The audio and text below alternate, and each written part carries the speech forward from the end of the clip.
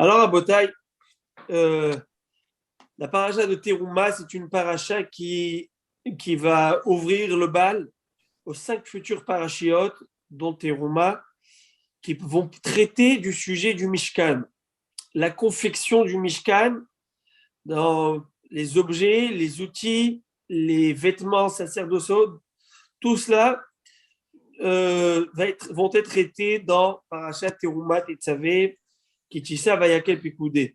Pekoudé, on va terminer, clôturer l'inventaire et l'érection du Mishkan. Puis après, on va en reparler dans Parashat Nasso aussi, le jour où Moshe va ériger le Mishkan. Mais en gros, grosso modo, c'était la confection, ça va être fait dans ces 5 parachiotes. Aujourd'hui, nous n'avons pas de Mishkan, mais nous avons des bêtes Amidrash et des Batek Nesiot, qui se nomment dans le jargon prophétique et des Chachamim, Mikdash Me'at, un petit sanctuaire. Le grand sanctuaire, c'est le Beth Amidash, le petit sanctuaire, c'est le Beth Knesset. Et nous devons respecter, honorer et traiter le Beth Knesset, la maison d'études et la maison de prière, comme un Beth Amidash, comme un vrai Beth Amidash. Et que ça soit dans la manière de l'ériger, dans la manière de le construire, avec quel fond, de quelle manière. Il y a des lois, des halachot. Il faut qu'il soit somptueux, qu'il soit beau. Et il faut aussi comment se conduire dans le Beth Knesset. Il y a des lois bien claires. On ne va pas manger, pas boire, pas discuter, pas parler, pas se balader, etc., etc., etc. Alors vous allez me dire comment ça se fait qu'il y a des synagogues où on fait la séouda chez les chiites dedans. Comment ça se fait qu'il y a des synagogues. J'ai entendu qu'il y a des synagogues aussi où on parle dedans. J'ai entendu.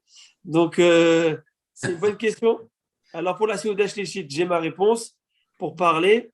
Je ne donne pas de réponse parce que je fais amende honorable. Moi aussi, parfois, je parle, et que Dieu me pardonne. Mais il faut faire très attention. Très attention à ne pas parler de Dvarim Betelim à la synagogue. Il y a donc à notre tour aujourd'hui, bien que nous n'avons pas le Beth Amidash, ou le Mishkan, qui est le tabernacle, qui est le premier Beth Amidash mobile, on doit apprendre de ces lois. Si la Torah a écrit toutes ces lois, toutes ces règles, toutes ces mesurations, comment ça a été fait, de quelle manière, eh bien, il y a des choses à apprendre à nous, et dans la lacha, et surtout aussi dans la morale, et dans la pensée juive. Et il y a énormément de choses dans toutes ces psukim qu'on peut aller chercher, voir, ça soit dans la confection de la structure même, ou même de la structure, comment les piliers, comment ils étaient faits, de quel bois ils étaient faits. Le fameux Bari Achatichon, c'est cette barre transversale qui partait d'un endroit à l'autre, d'où elle provenait, selon le Targum Yonatan Ben Uziel. Cette barre provenait de l'arbre d'Avraham Avinu qui faisait de l'ombre aux invités. Il invitait du monde à manger chez lui, il faisait Achanasat Tochim. Donc cette barre transversale qui, par miracle, pouvait aller autour de toutes les poutres en se tournant et en devenant souple comme un serpent. Pourquoi c'est cette barre transversale? Comme pour dire que le chesed, c'est ce qui soutient le tout. Le chesed, c'est la bienveillance vers les autres. C'est ce qui est la pierre angulaire du Ham Israël. C'est ce qui va tenir le Ham Israël. C'est ce qui va... La Torah, Trilata, Chesed, Emtsaïta, Chesed, Sofa, Chesed. La Torah, le début, c'est le chesed, la bonté. Le milieu, c'est chesed, et la fin, c'est chesed. Au début, chesed, Dieu va créer l'homme, il va les vêtir d'habits, même s'ils ont fauté. Dieu va venir rendre visite à Abraham Avinu le 3e jour de la Mila. Dieu va ensevelir Moshe Rabbeinu, il va s'occuper de sa sépulture. C'est qui tout ça? Donc le chesed est partout dans la Torah, on peut le retrouver partout. Il faut voir aussi donc la construction des outils. Quand je dis des outils, c'est-à-dire les objets sacrés. Le Aaron Haïdout, l'arche de témoignage où il y avait les tables de la loi, comment ça a été fait? Comment c'était fait le Misbéach qui est l'autel sacré? Comment c'était fait le Shulchan? Comment a été confectionnée la table des pains de proposition? Il va voir qu'il y a un point commun dans ces trois trois objets sacrés que je viens de citer, c'est qu'on retrouve des petites couronnes. Bah, si tu as l'eau, zer, zahav, saviv, il faut faire des petites couronnes comme un petit ornement au-dessus et à la tête du misbéach, à la tête au-dessus du Aaron où il y avait les tables de la loi et à la tête de cette table. Le point commun, c'est pour nous rappeler qu'il y a trois Pilier. trois piliers, mais plus encore trois kétarim. Trois kétarim, c'est trois couronnes. Il y a trois couronnes dans la Israël, trois dynasties, trois choses exceptionnelles. Il y a la dynastie de royale qui est symbolisée par quoi? Symbolisée par le pain, l'opulence, le pain. Donc le roi, c'est la personne, on va dire, riche du peuple, noble. Il va y avoir l'autel sacré où on faisait sacrifice dessus, il va y avoir la couronne. Ça rappelle la Keuna, le sacerdoce, les Kohanim, les prêtres. La synagogue. Et puis après, il va y avoir celle-là de la Torah. C'est intéressant. C'est que la couronne de la royauté a été prise par David et ses descendants. La couronne et la dynastie du sacerdoce a été prise par Aaron et ses descendants. Et celle-là de la Torah, elle est la Torah Monahat Bekeren Zavit, la Torah est mise de côté, elle attend que le monde vienne s'en servir. On aurait pu se dire et croire que la rareté d'une chose et l'inaccessibilité d'une chose fait d'elle quelque chose d'important. Eh bien, à se détromper, c'est vrai dans d'autres choses, mais dans la Torah, c'est différent. Oui, être roi, ce n'est pas donné à tout le monde. Oui, être Kohen n'est pas donné à tout le monde. Mais étudier Torah, même si c'est donné à tout le monde, c'est Veketer Torah Olé al-Kulam, al-Gabéen. La royauté et la couronne de la Torah montent par-dessus tout cela. Comment? Keter Shem Tov Olé al-Kulam. Oui, ça c'est de manière générale. Le Keter Shem Tov dans tout, de manière générale, encore au-delà de tout. Torah, c'est Rien, même s'il a la Torah, mais il n'a pas un Shem Tov. Non. Mais parmi ces trois piliers, parce qu'un Shem Tov sans rien, personne ne peut pas avoir un Shem Tov sans rien. Personne ne peut pas avoir acquis un Shem Tov sans rien. Shem Tov, c'est l'étiquette qui vient faire tout ce qu'il a en lui. Vous voyez? Mais il faut d'abord qu'il ait en lui des midot, qu'il ait de la Torah, qu'il ait des valeurs, qu'il ait fait quelque chose, une personne. Une personne ne peut pas acquérir un Shem Tov sans rien avoir fait. Donc le Shem Tov, j'allais dire, c'est le label prestige qui est par-dessus tout cela, qui vient dire, voilà, ce monsieur est couronné de toutes ses valeurs et il a ce Shem Tov. Mais d'abord et avant tout, il faut avoir la Torah. Alors la Torah, le Keter Torah, c'est intéressant, c'est donné à tout le monde, mais c'est au-dessus de tout. Au point où la Gemara va nous dire, Gadol Akum, même le Goy qui va étudier la Torah, leur loi à eux, donc à plus forte raison le juif, il est considéré plus haut, plus grand qu'un Kohen Gadol, un prêtre, un Kohen Gadol. Pourquoi? Parce que la Torah a été dit sur la Torah, Yekaraim et Penenim. La Torah est plus belle que des perles. Et Chachamim de nous dire, Penenim, c'est la contraction du mot Fnai Vedifnim. Le fort intérieur. C'est quoi le fort intérieur? Ça veut dire l'intérieur de l'intérieur, c'est le Kodesh HaKodashim, le Saint des Saints. Mais la Torah est plus grande que la personne qui va rentrer dans le Saint des Saints une fois dans l'année, le jour le plus sacré, c'est le Kohen Gadol. Donc pour nous dire combien la Torah nous donne donne tout à une personne, même s'il a l'impression qu'il n'est pas fils de notable, fils de ci, fils de ça. Si tu as la Torah, tu peux avoir tout. Il y a une chose qui est intéressante. Ça veut dire l'intérieur de l'intérieur?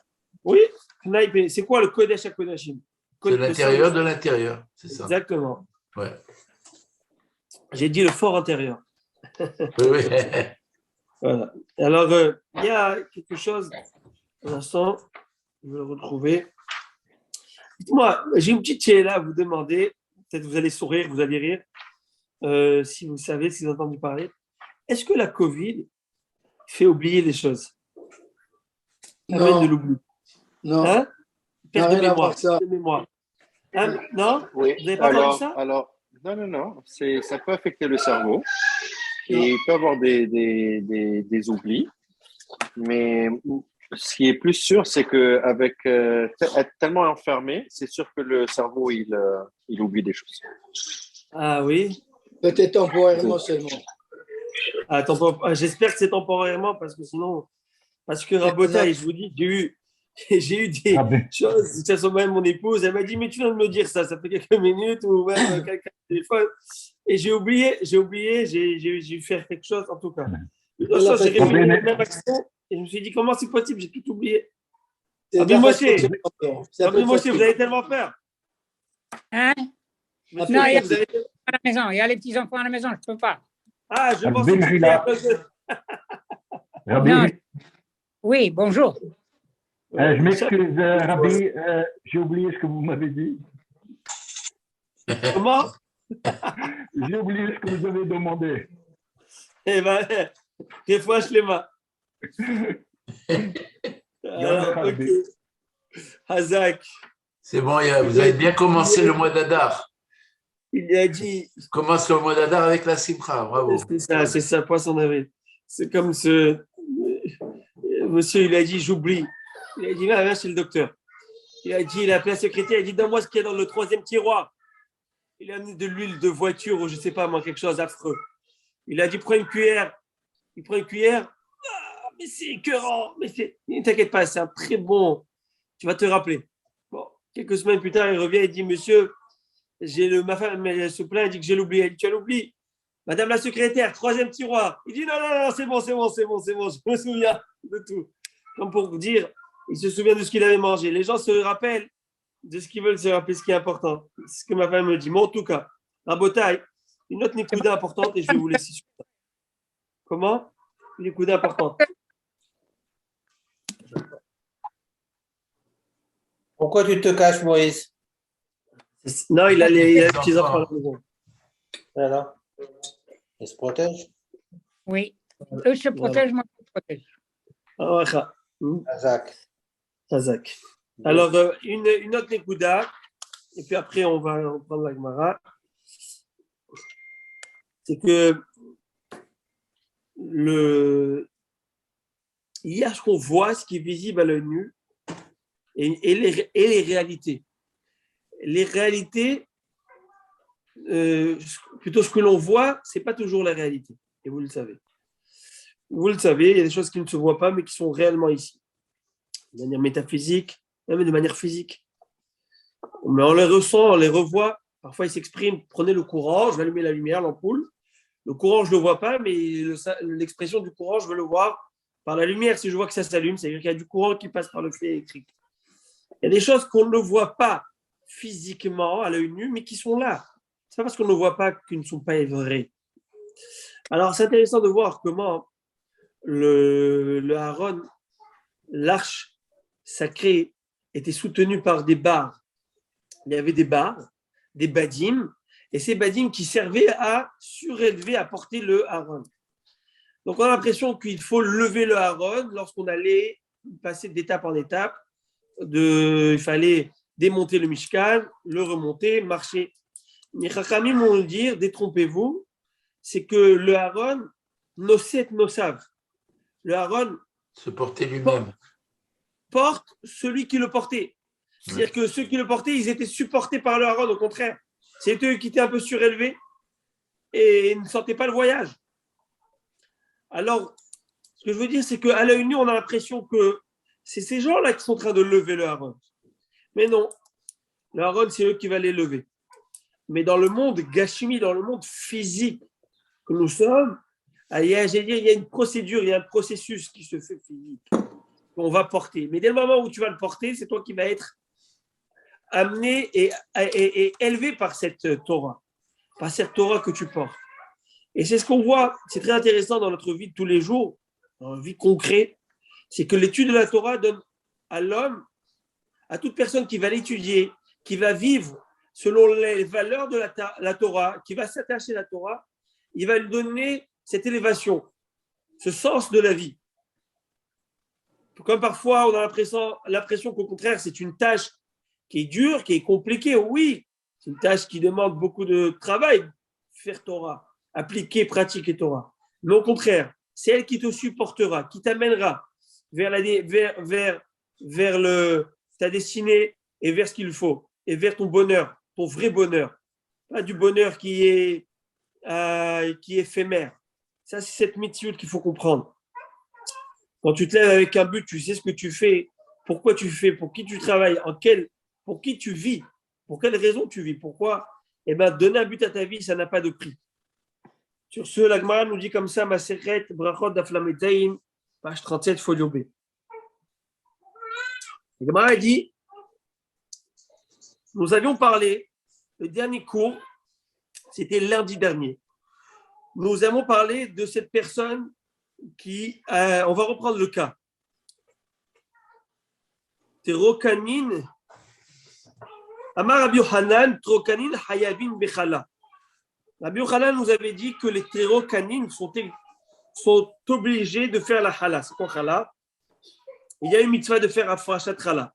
Dans la Torah, c'est écrit dans Parashat Shlach que lorsque nous arriverons en Eretz Israël, vous devrez contribuer et prélever le début et le prémisse de vos pâtes. Vous allez faire de la pâte, vous allez faire de la challah, et vous allez prendre afrashat challah, vous allez prendre un morceau et le donner au Kohen. Aujourd'hui, on ne le donne pas parce que nous sommes tous impurs, et ça s'appelle de la terouma qui n'est pas pure. La terouma qui est téméa. Et terouma téméa, nous n'avons pas le droit de la consommer. C'est pour cette raison qu'elle est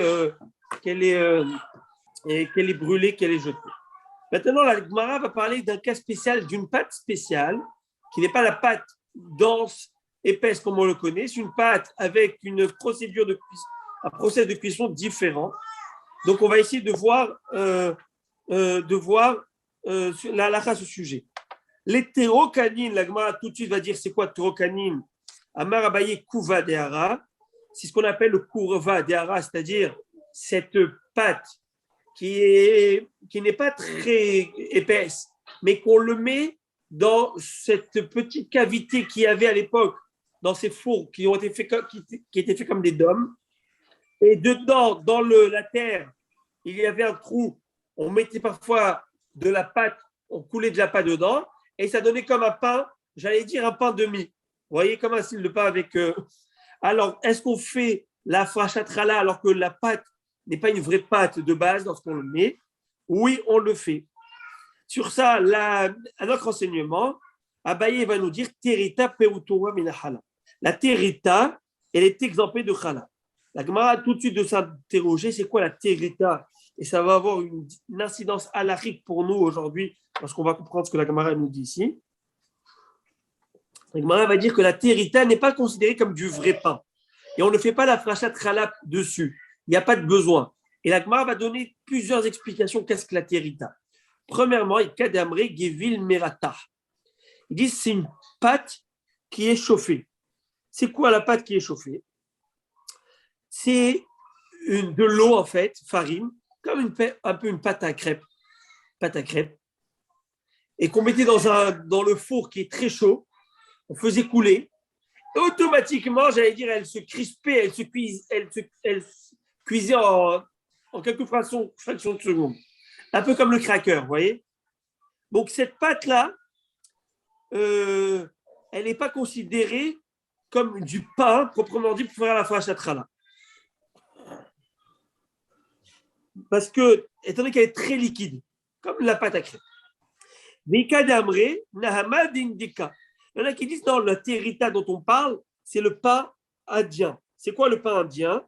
Rachid de nous dire que c'est une pâte que l'on cuit à la broche et qu'on enduisait en permanence avec de l'huile ou de l'œuf mélangé à de l'huile. Donc, je ne connais pas, moi, ce style de pain, mais c'était un pain spécial qu'ils mettaient à la broche et ils le tournaient. Entre-temps, ils enduisaient avec de l'huile et de l'œuf comme ça sortait une style de brioche. Ce style de pain n'est pas du pain, une pâte à proprement dit, elle est comme le pain normal. Et donc, selon cet avis, pas de frachat challah à ce sujet. Et troisième avis, intéressant, c'est l'echem et assoui des koutar. Et le terita, c'est quoi qui est dispensé de challah? C'est du pain qui est fait pour le koutar. C'est quoi le koutar? Alors, à Botaï, on retrouve ça dans le Talmud plusieurs fois, le koutar. Le koutar, j'allais dire, c'est le cream cheese de l'époque. Vous savez ce que c'est le cream cheese? Le cream cheese, c'est cette crème-là, cette crème de lait. Alors, en fait, le koutar, c'était quoi? C'était une recette bien spéciale. C'est une préparation liquide qui est faite à base de lait aigre. Donc, du lait qui est un peu tourné comme ça, avec du pain qui est un petit peu moisi et du sel. Un tiers de pain, un tiers de lait caillé, l'air un peu aigri, et du sel. Maintenant, ce pain, ce koutar, il était spécial. Qu'est-ce qu'il avait de spécial? On va le voir. Il était cuit de quelle manière? Il était cuit, on va le voir dans un instant, au soleil. Et c'est comme ça qu'il faisait cette mixture, et ça devenait un style de tartinade. Maintenant, ce pain, lorsque je forme ce pain qui s'appelle le koutar, qui est fait pour cet assaisonnement, le koutar, est-ce que je dois faire la frachat challah? Eh bien, selon cet avis, non. Ainsi, Rafria nous enseigne, l'echem et assou les koutar, pato minahala. Le pain que l'on fait pour le koutar, qui n'est pas fait pour du pain proprement parlé, manger comme du pain, mais qui est fait pour devenir lui-même un assaisonnement d'eux, eh bien, il est dispensé de la frachat challah. Et la Gemara tout de suite va demander, mais elle s'interroge, Ve'atania. Pourtant, il est enseigné dans une Beraïta que Hayav Bechala, que le pain de koutar est obligé de faire. Nous sommes obligés de faire la frachat challah parce que c'est du pain. Après, tu fais ce que tu veux avec, mais c'est du pain. La réponse de la Gemara, Atam kedeketane ta'ama. Rabbi Yehuda Omer ma'aseh mouchichin alea. La Beraïta qui nous dit qu'on doit faire un frachat challah, c'est clair. Pourquoi on fait un frachat challah? Comme Rabbi Yehuda nous enseigne, parce que la manière dont il est fait, ça nous indique de pourquoi il a été fait. Je vais expliquer. On tourne la page. Asa'an avin chayavin kelemudin torin. J'explique. Si quelqu'un il a pris ce pain-là, qu'il a chauffé au soleil, qu'il a cuit au soleil, il a pris et il les a mis en forme de pain.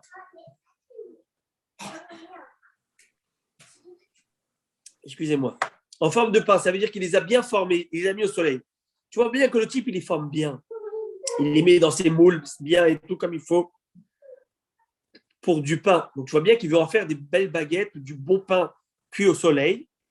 Ce n'est pas pour en faire une mixture. Tu vois bien qu'il s'applique sur la présentation. Donc, c'est pour le mettre à table. C'est du pain tel quel. Donc, même s'il est cuit au soleil, on en fera frachat challah, c'est du pain. Par contre, lorsqu'il est fait qu'il moudine, comme il est fait en forme de planche, il met comme ça sans trop prendre la tête à bien l'arranger. Dans ce cas-ci, il est dispensé parce que c'est même pas du pain, c'est du pain qui est mis, une pâte qui est amenée non pas à devenir du pain, mais qui est amenée à devenir un ingrédient de tartinade. Et donc, c'est pour cette raison qu'il va être complètement dispensé de la frachat challah. Donc, à ce sujet qu'on vient de parler de la frachat challah, qui sont des halachot d'actualité, la frachat challah, c'est une bonne question. Voilà, par exemple, sur de la pâte à crêpes, est-ce que vous êtes déjà posé la question pourquoi on ne fait pas frachat challah? Voilà votre réponse. Parce qu'elle est trop liquide, elle se cuit directement, sans prendre forme. Et donc, on a vu que c'est appelé, c'est pas appelé de la pâte à pain halachiquement, et donc c'est dispensé de la frachat challah. Maintenant, la Gemara va examiner le statut d'une couva faite dans le sol. Couva, comme j'ai dit, c'est cet orifice, cette cavité qu'il y avait dans le sol lorsque le four était bien chauffé. On insérait, on mettait dedans une pâte. Alors, la pâte dont nous avons parlé tout à l'heure, c'est une pâte d'une certaine densité, très liquide. Maintenant, on va parler d'une pâte très intéressante, je vous lis. Amar le Abaye le Rav Yosef, Aï Kouva Deara, Maï Mevachim Ilavé. Ce pain-là, que tu m'as dit qu'on met dans cette cavité, comment le considérer? D'un sens, d'un côté, tu me dis que quoi? Que apparemment, il serait dispensé de ce qu'on appelle la frachat challah. Excusez-moi. D'un sens, tu me dis qu'il faut faire la frachat challah. Mais en termes de beracha, est-ce que je fais un motzi ou je fais mes onotes? Est-ce que c'est un pain proprement dit, dans le sens où faire un moti ou pas. Je vous lis. Aïkouva de'ara, amarle misavat na'amahu, gouvla ba'almaï. C'est quoi gouvla ba'almaï? Le pain, comme j'ai dit, c'est pas le même pain que tout à l'heure. Là, on parle d'un pain qui est de base une pâte très liquide, très liquide, qu'on a mis dans cette cavité où elle s'est entassée parce qu'elle n'a pas où partir, elle s'est cuite. Mais de base, c'est vraiment une matière très liquide. Alors, qu'est-ce que je fais dessus? Est-ce que je peux faire un moti lechem et arrête? Il va lui dire non. Ça s'appelle, c'est simplement une pâte cuite. C'est pas du pain qui est cuit, c'est une pâte cuite. Et donc, on ne fait pas dessus un moti, mais on fait boré minimizumot. Morzoutra kava seudataïlou alavé. Marzoutra a établi son repas sur cette couva faite dans le sol et il faisait dessus un moti et à la fin les 3 brachot birkat hamazon. Donc, qu'est-ce qu'on est en train de nous dire? On est en train de nous apprendre une règle ici intéressante. C'est que toute chose, même qui est considérée mésonote, prenons un pain au chocolat, que je vais considérer mésonote, mais dès le moment où ce pain-là, il a été cuit par une cuisson du four ou sur une casserole, mais à sec, pas avec des ingrédients d'eau ou de l'huile ou friture, mais à sec ou enfourné, alors même si je fais mésonote au préalable, mais si je considère que c'est mon repas et je mange ce qu'on appelle un shiur de kviut seuda, c'est-à-dire une mesure où je fixe mon repas dessus, on va voir que c'est environ, que c'est 4 bétimes, 4 œufs, 54 grammes fois 4, ça fait 216 grammes. Si le type, il a mangé son repas dessus, il en a fixé, et ben dans ce cas-ci, il doit faire à la fin Birkat Hamazon. Et s'il pensait manger dès le départ autant, il doit faire Netila et Moti. Donc, c'est ce que la Gemara est en train de nous enseigner ici. Bien que ce pain de base, il n'est pas du pain proprement dit, on fait maisonnote, mais si le type, il considère que c'est son repas, il fixe son repas dessus, comme par exemple Marzoutra, et ben tu fais un Moti avant, Birkat après, tu fais Netila Tadaïm, bien sûr, avant. Et la halakha, elle est comme ça, Rabotai. Si une personne va prendre, je sais pas moi, il a un bel appétit, il veut manger 4 pains au chocolat et 2 croissants le matin. Je ne parle pas des petits mini là. Hein. Je parle, il a vraiment faim. Et bien dans ce cas-ci, Netila avant, Amoti et Birkat Hamazon après. Pourquoi? Mais c'est mésonote. Non. C'est vrai que c'est mésonote, mais ça s'appelle Maasé Afia. Ce n'est pas Maasé Kedera. C'est enfourné. C'est enfourné, donc c'est comme du pain, mais pas du pain lachiquement. Quand est-ce qu'il devient? Si tu en fais de ça ton pain à toi, c'est ton repas, ça devient Moti Birkat Hamazon après. Il n'y a pas un minimum. Je dis 216 Il n'y a grammes. pas un minimum. 216 grammes. Wow. Mais c'est vite fait 216 grammes. Hein.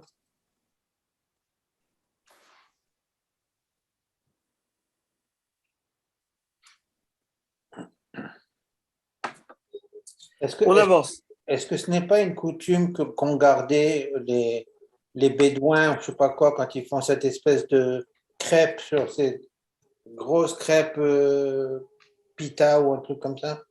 Non, hein? C'était le pain qui se faisait. Ils appellent ça au Maroc, moi j'en ai goûté, ils appellent tennot, si je ne me trompe pas. Et j'étais chez la dernière fois que j'ai goûté le tennot, que Zroto Yagan Alenu Amen, c'était dans les Iloula de Rabbi David Ben Baruch. Rabbi David Ben Baruch, c'est un grand tzaddik qui est enterré à Taroudan. À Taroudan, c'est dans le sud à côté de Agadir. Et j'étais là-bas, et là-bas, il y avait des femmes musulmanes, bédouins, ou je ne sais pas exactement.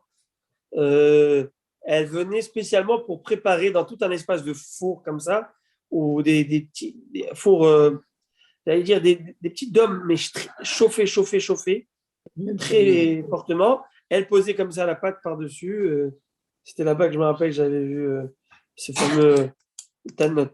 Bon, on avance. Maintenant, Rabbi, Monsieur Zaguri, si vous êtes avec nous toujours, c'est maintenant qu'on va parler de la bière. Vous vous rappelez la bière qu'on avait parlé? La bière, whisky, etc. Quel bracha à faire dessus? Mais avant ça, j'ai oublié une halakha, ce que la Gemara nous dit. Amar Mar Bar Ashi, Va'adam Yotze Baim Edi Chovato Bepesach, Lechem Oni Karinon Be. Si le type il a mangé ce pain-là, il a fait cette pâte, il l'a fait en matzah, c'est-à-dire qu'il a versé vite, avant que les 18 minutes s'écoulent, et il en a mangé pour en faire sa matzah. Ah, est-ce que c'est de la matzah? Oui, c'est de la matzah, il n'y a aucun problème. Ça s'appelle de la matzah, même si c'était fait de cette manière, et même si ça va être moelleux. Vous savez, la matzah, en Israël, ils se vendent la matzah des Témanim. Vous connaissez la matzah des Témanim? C'est ça que je pensais. Ah, vous la connaissez, c'est la matzah de Témanim. Nous, on mange la matzah à la galette, très fine, comme ça, croustillante, craquante. Eux, ils mangent, on dirait de la pita. C'est ça. C'est la blawa. Mais Pessah, hein. Ça veut dire qu'ils attendent. En fait, ils la cuisent épaisse. Ils la cuisent épaisse. Ils l'étalent pas comme nous. Alors, chez nous, pour manger le kazaït, il faut une demi-matzah. Chez eux, un petit morceau comme ça, tu as déjà ton volume de kazaït. Parce que c'est en termes de volume. Ils sont déjà rapidement. Et la vérité entre nous, c'est que on pourrait peut-être leur donner raison dans la manière de faire. Pour quelle raison je dis ça? Comme ça, hein, je dis. C'est que on voit dans le korer, le sandwich, le fameux sandwich. Nous, on mange le sandwich comment? On met la recette, on met le maror et on mange. Mais franchement, entre nous, ça c'est un sandwich. Le sandwich, c'est quand tu as devant toi le vrai, la matzah qui contient, vous voyez ce que je veux dire, qui est bien plus souple, qui n'est pas craquante et croustillante comme ça. Bon, va Marmor Barashi. Est-ce que vous pouvez juste repréciser, s'il vous plaît, où exactement vous êtes? Nous sommes Daf, Lamed, Het, Amoud Aleph. Vous pouvez voir, nous sommes à 2, 4, 6, 8. Nous sommes à 8 lignes. Va Marmar Baravashi. Baravashi. Vous l'avez? Oui. Alors, Mar Barashi, Ravashi nous dit Ahaï Doufcha Ditmare. Le miel de date. Quel bracha nous faisons sur le miel de date à votre avis? Le miel de date. Alors, en Israël, même aujourd'hui, on appelle ça le silan. Ça se vend partout. Le silan, c'est du miel de date. C'est bon à rajouter, il y en a qui le font dans la dafina, dans les gâteaux, ce que vous voulez. En tout cas, ce miel de date, comment le considérer? Donc, c'est un miel qui est extrait du fruit, c'est 100% pur. Quel beracha à faire dessus? À votre avis, messieurs, je vous propose 2 possibilités, Haetz ou Sheakol. Ça ne peut pas être Haetz. Sheakol. Pourquoi ça ne peut pas être Haetz? Eh bien, parce que ce n'est pas le fruit de l'arbre, c'est le résultat du fruit de l'arbre. Ok. Alors, je m'en viens. C'est toi qui nous as donné. Hein? Quel beracha on fait sur de l'huile d'olive? Oui. Oui, je sais la comparaison. Mais on doit faire normalement chez Akol. Alors là, nous avons étudié ensemble que l'huile d'olive et le jus de raisin, le vin, tout de suite, c'est ici la source de la Gemara. On considère que ces 2 liquides, et Rabbi Daniel, vous rappelez, ça vous chiffonnait un peu, c'est comprendre pourquoi ces 2 liquides, on considère qu'on fait Haetz dessus, tandis que tout le reste, et dont même ce miel, très intéressant, ce miel-là, quel beracha on fait dessus? On fait chez Hakol Nia Bidvaru, que tout a été créé par sa parole, parce que comme vous dites, ce n'est pas le fruit même, c'est ce qui résulte du fruit, ou mieux encore, la Gemara va dire Zéa Be'alma I. Tout de suite, la Gemara demande Maïtama, quelle en est la raison? Zéa Be'alma I. C'est seulement la transpiration. C'est intéressant. La transpiration, c'est-à-dire que c'est ce qui est extrait du fruit et non pas le fruit même. Bon. Alors, je vais quand même essayer de donner une explication sur ce sujet. Pourquoi l'huile d'olive et le raisin, on ne dit pas la même chose, tandis que pour tous les autres fruits, oui. Et si pour tous les autres fruits, on dit que c'est chez Akol, pourquoi le Rav Mar Barashi, ce grand Rav, cet illustre Rav, a besoin de venir me dire ça? me donner cette précision par rapport à ce miel qui sort des dattes. Pourquoi me donner cette précision? Si cette précision est vraie pour tout. Parce qu'elle est différente. Elle est différente de l'olive et du raisin. Je comprends. Donc, pourquoi, si elle est différente, donc, et elle est pareille que tous les autres jus de fruits, pourquoi me la dire à un niveau séparé? Pourquoi me dire, vous savez que ce miel-là qui sort de date, c'est chez Akol. Comme pour dire, j'aurais pu me tromper. Alors, un des commentaires que j'ai lu, c'est que oui, il vient de me dire, j'aurais pu me tromper et le comparer aux fruits, des raisins et de l'olive. Pour quelle raison? Parce que la Torah nous dit, lorsque la Torah elle va faire l'éloge des fruits d'Eretz Israël, elle va dire Eretz Hitaus Ora, une terre où pousse le blé et l'orge, Hitaus Ora Gefen Teena Verimon, où pousse la vigne et la figue et la grenade, Eretz Zet Shemen Udvash, une terre où pousse Zet Shemen, des olives qui donnent de l'huile, Udvash, Udvash et du miel. Quel miel parle-t-on, Rabotai? Est-ce que la Torah fait l'éloge du miel des abeilles? Non, du miel tout court. Du miel en général, un miel général. Mais non, non. Mais le miel d'acacia, il est meilleur en France. Miel de la date, non? Non, le miel de l'abeille. Exact. Il faut voir le commentaire merci. du vache, c'est le miel. Merci d'avoir fait l'erreur à Botaï. Ce n'est pas une erreur, c'est que si les Chachamim sont venus nous dire c'est le Dvash c'est Tmarim. On ne parle pas du miel. Des dates. Ce n'est pas une terre où pousse le miel. Vous avez déjà vu où une terre où pousse le miel? Une terre où pousse le miel. Le miel vient des abeilles. Alors, une terre où pousse le miel, c'est de quel miel parle-t-on? C'est le miel des dattes. Et on fait allusion aux fruits des dattes. Et pourquoi pas celui du figuier? Parce qu'il est déjà dit dans la paracha. Eretz Rita Osora Gefen Teena. Teena, c'est le figuier. Oui, je sais. Alors, Eretz Zetchemen ou Dvash. Donc, la Torah, elle fait l'éloge de ces fruits. Et Dvash, c'est quoi le Dvash? C'est le miel de date. Est-ce que alors, dans les 7 fruits, dans les 7. Dans les 7. Ouais. Est-ce qu'on mentionne Tamar? Non. Pas de Tamar. Hita, Sora, Gefente, Narimon, Et Zet, Shemen ou Dvash. Et date. Et le Dvash, nous, on dit que c'est Tamar. Okay. Dvash, ce n'est pas le miel, ce sont les dattes. Le miel qui vient des dattes. Et les dattes qui donnent le miel qui donne les dattes, etc.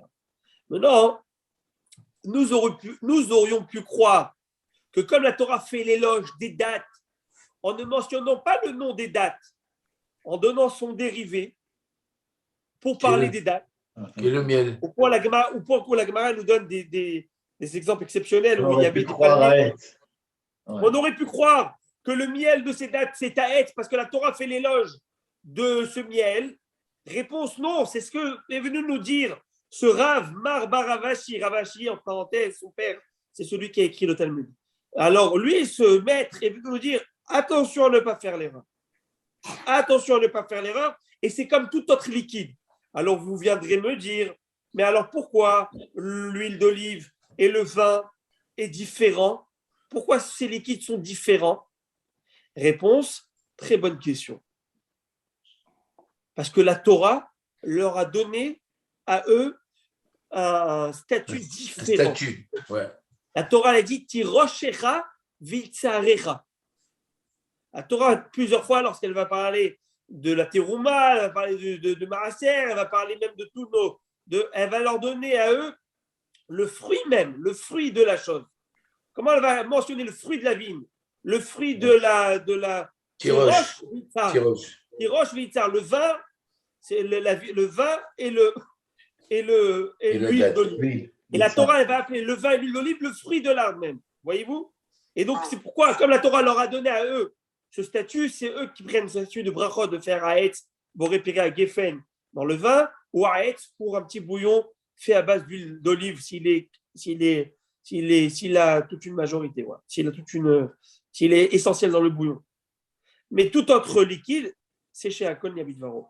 Et là, Rabbi Daniel Zaguri, je vous invite, si vous avez l'occasion de voir le Tosafot. Je ne sais pas si dans votre Gemara, vous avez le Tosafot. Est-ce que Rabbi Adin Shelzach l'a fait? Oui. Super. Alors, Tosfot, Ahaï Doufcha, le deuxième de la page, plutôt le troisième, enfin le deuxième Djibour Amatril, si vous pouvez nous le lire, j'apprécierais.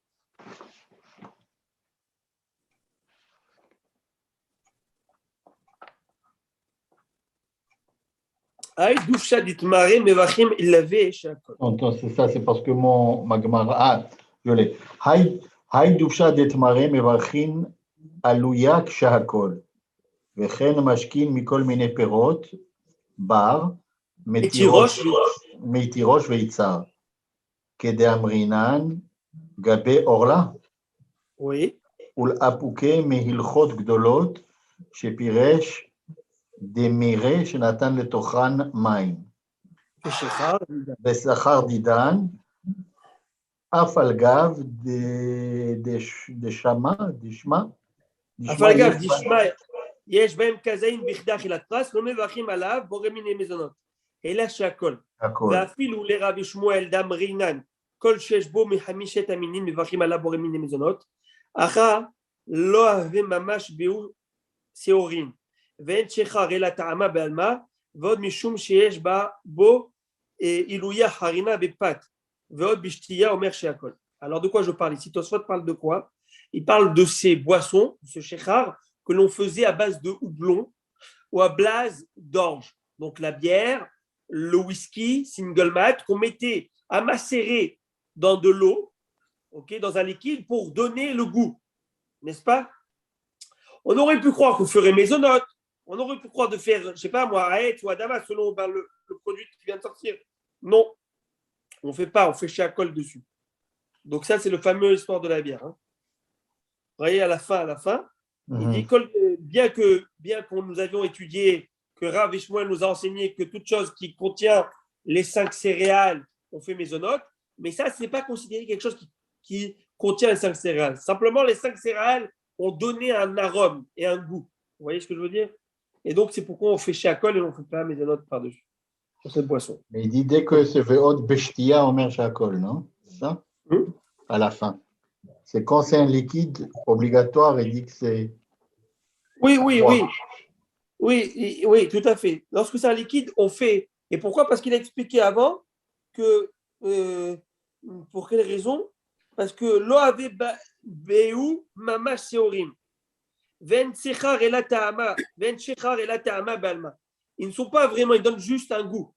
Et comme ils sont donneurs d'arômes et de parfums et de goût et donc pas de consistance, et donc ça devient maisonnote, chez Akol et non pas maisonnote.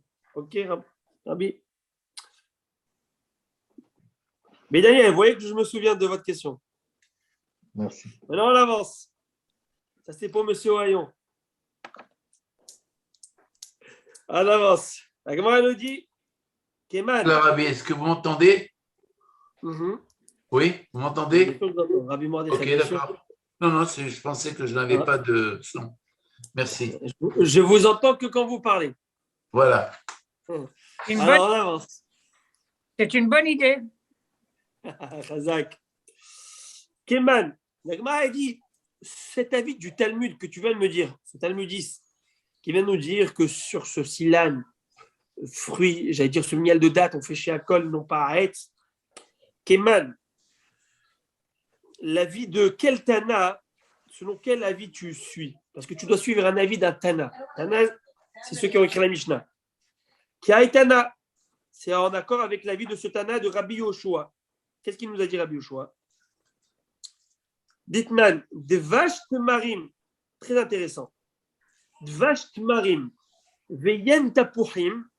Donc c'est quoi Dvash Tmarim? C'est quelqu'un qui boit, quelqu'un qui n'est pas Kohen, qui va boire du miel de date, yen tapuhim, ou du cidre de pomme, ou homet sifaniot, c'est des raisins de fin de saison, c'est du vinaigre de raisin de fin de saison, ou charme et perot, ou tout autre fruit chez le terouma, qui a été fait de terouma.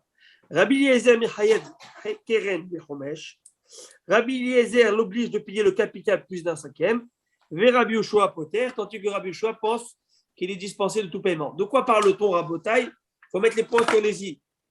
Vous le savez que selon la Torah, seul le Kohen a le droit de manger la terouma. La terouma, c'était le prélèvement que l'on va faire de tous mes fruits, de mes récoltes au Kohen. Maintenant, si Hazvé Shalom, par mégarde, quelqu'un qui n'est pas Kohen a mangé de la terouma. Il a consommé de la terouma. Si tu as oublié, tu étais chez toi à la maison, tu as vu un panier de fruits, tu avais oublié que c'était la terouma, tu l'as mangé. Eh bien, selon la halakha, tu dois rendre, selon la Torah, tu dois rendre le keren plus le homesh. Keren, c'est-à-dire le capital, et le homesh, c'est un cinquième. Mais est-ce que le concept, c'est de donner un pourcentage de ta récolte. Alors que tu es donné, tu vois ce que je veux dire, de l'argent, c'est de l'argent. Autrement dit, mettons que si c'était des pommes, alors tu as pris une pomme, là, tu la remplaces par une autre. Non, c'est pas du tout une action monétaire. C'est pas une action monétaire. L'action monétaire était donnée dans un autre registre qu'on appelle Maaser Sheni. Mais la terouma, c'est une action, je sacralise la chose et elle devient la possession du Kohen au point où le Kohen, c'est que lui qui a le droit de manger ou ses serviteurs et son épouse et ses enfants, quoi. Mais son épouse, même si ce n'était pas une Kohenette qui s'est mariée, c'est sa femme ou ses serviteurs, ils ont le droit. Sinon, c'est fini. C'est que le donc, Kohen c'est pas l'équivalent du montant, c'est l'objet lui-même.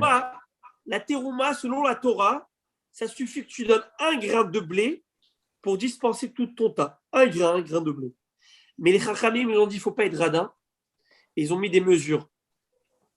Ils ont mis une mesure de la norme, c'est 1 pour 50. Quel rabbin, de Fès ou de Meknes? Non, j'ai dit radin. Oui, je sais, mais lesquels rabbins?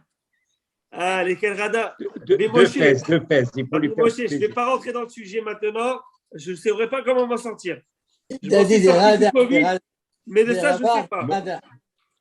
Ils sont radins. La Moïse, c'est de Fès. Rabotaille. Monsieur Moya, vous êtes d'où? Hein? Messieurs, c'est enregistré et ça va sur. Et ça sur ira. YouTube, hein? Rabotaille, de toute façon, la radinerie, ça se travaille. Oui, heureusement que ça se travaille. Comme écrit Maïmonide, tout se travaille. Il y a des gens qui gaspillent aussi. Ça se travaille, ça aussi. La mesquinerie se travaille. Mais en tout cas, alors on y va. Je ris parce que je me rappelle du blague, mais ça, c'est après le chiot. Alors, la Gemara va nous dire, alors on dit comme ça, celui qui va, je disais, Rabbi Moshe, que les Chachamim ont donné une norme. Le tarif de la terouma, c'est 1 pour 50. Celui qui veut être large, et ben comme les gens de Fès, ils donnent 1 sur 40. Non, ça c'est pour le marché.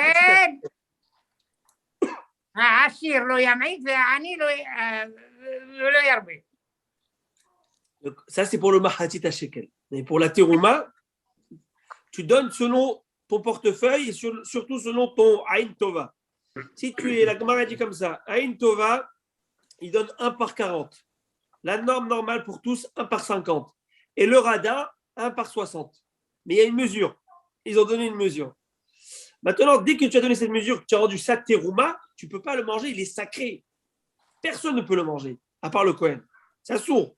C'est hayamita bit shamaim, c'est grave. Ok, mais si tu n'es pas fermier, ouais. Si tu étais. Si tu avais un verger tu avais quelques arbres dans ta maison. Non, ok, mais d'accord, mais si tu faisais un autre métier à l'époque même, ok, est-ce que tu réservais pas de l'argent au lieu des produits? Ça, c'est Maaser Kesafim. Maaser Kesafim, c'est selon ton revenu. Oui. Selon ton revenu. Mais même, ça, c'est la Khalé Maaser, c'est que ce n'est qu'un minag. Oui. Mahloket, est-ce que c'est Minatora, minag, pas minag, etc. Mais le Maaser, il y a le Maaser de la Béma. À l'époque, les gens, ils travaillaient quoi? Il n'y avait pas la crypto-monnaie. Il y avait où la culture, où il y avait quoi?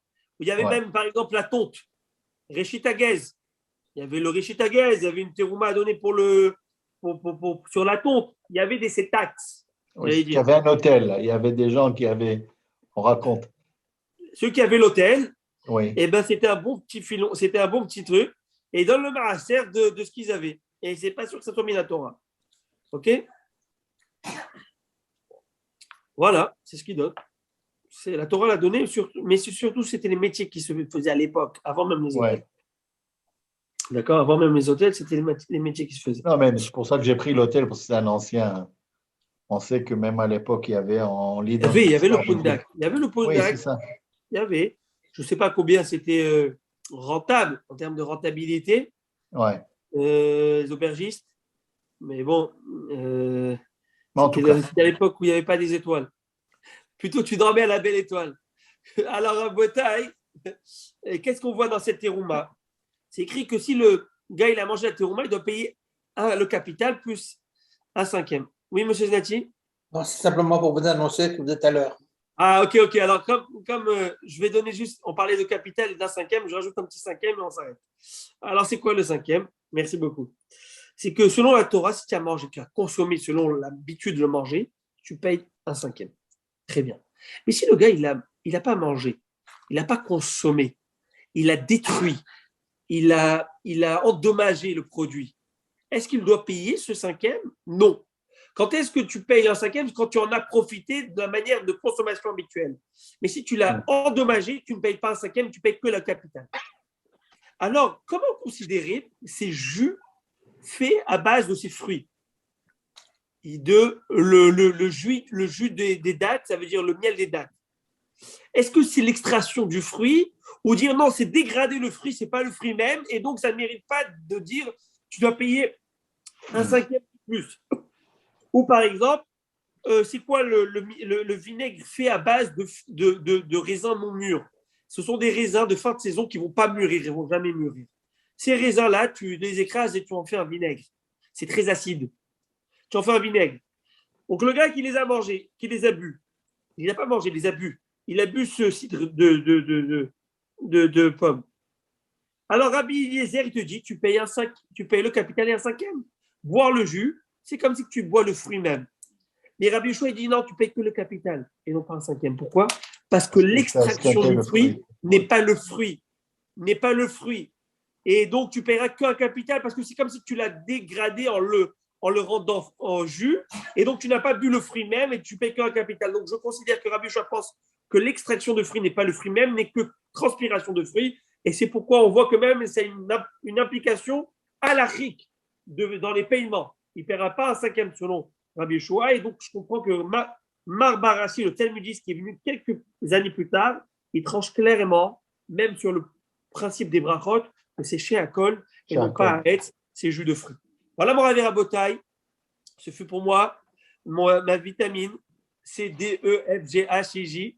Toutes les vitamines que vous voulez, que vous pouvez voir, étudier avec vous. Et j'espère qu'on se retrouve très bientôt à la synagogue la semaine prochaine. On se retrouve à la synagogue.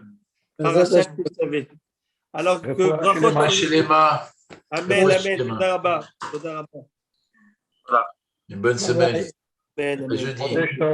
À jeudi, si Dieu. Odeshtov.